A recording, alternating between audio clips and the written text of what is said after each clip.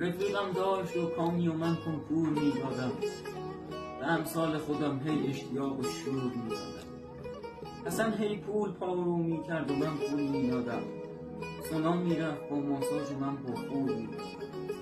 حسن هر عیب گندم بود و من از فقر فقط اسمم را به کاروان راهیان شد.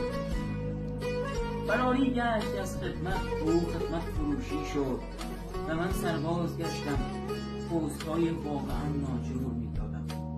حسن در پارتی با داغ و دوغان یک زهرماری خورد و من خدمت به محمد پیمو کافور میدادم.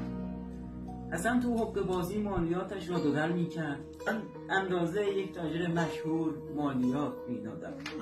آنجا منزوی گشتم، گمان کردم دانایم، ولی الان میفهمم به خطم سور میدادم. اگر میشد با